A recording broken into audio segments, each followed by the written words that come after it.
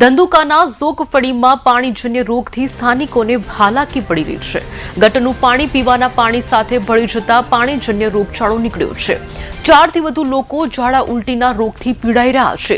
છેલ્લા ઘણા દિવસથી રોગચાળાને લઈને સ્થાનિકો દ્વારા વારંવાર મૌખિક રજૂઆત કરવા છતાં સમસ્યાનો કોઈ ઉકેલ આવ્યો નથી। આપનું નામ શું છે? મારું નામ સૈયદ અલી અસગર અલી સૈયદ છે।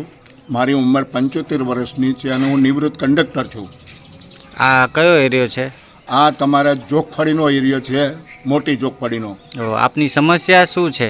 અમારી સમસ્યા એ છે કે છેલ્લા ઘણા સમયથી જ્યારે આ ચૂંટણીનો માહોલ આવ્યો ત્યારના પહેલાંથી હું દોડાદોડ કરતો હતો, પણ કોઈ કર્મચારી હાજર ન હોવાથી આજરોજ મેં આ લોકોને અરજી આપેલી હતી। શું અરજી આપેલી? અહીંયા અરજીની અંદર એવું દર્શાવ્યું છે કે પાઇપલાઇન તૂટી જવાથી અને જ્યારે પાણી પણ બંધ થતું હોય નથી, એ પાછું જ્યારે પાણી ભરાયું એ પાછું પ્રવેશ થઈ જાય છે અંદર પાઇપલાઇનમાં। પાઇપલાઇનના હિસાબે કરીને પાઇપલાઇન શેની છે? પાણીની પાઇપલાઇન છે।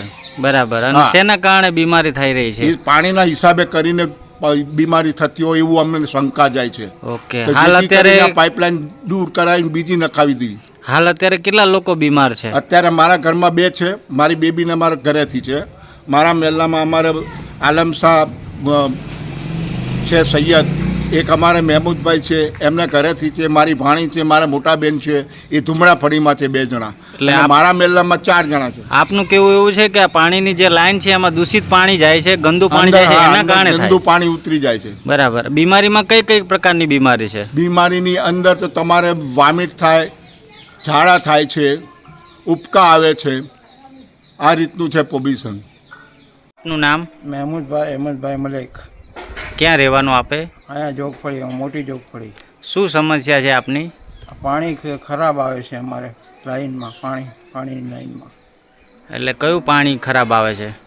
આ પીવાનું પાણી જે આવે છે ને, અમારે પાણી આપે છે ને એમાં ખરાબ પાણી આવે છે અને વાસ આવે છે પાણીમાં, અને પાણી ખરાબ આવે છે, એકદમ ડોળું આવે છે। બરાબર।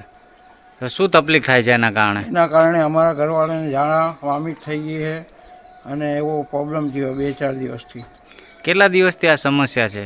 આ સમસ્યા તો 15-20 દિવસથી, મહિનાથી છે લગભગ। આપે નગરપાલિકા ખાતે રજૂઆત કરેલી? અરજી આપેલી આ સૈયદ સાહેબે, હજી કંઈ થયું નથી, લગભગ મહિનાથી એમનામ છે।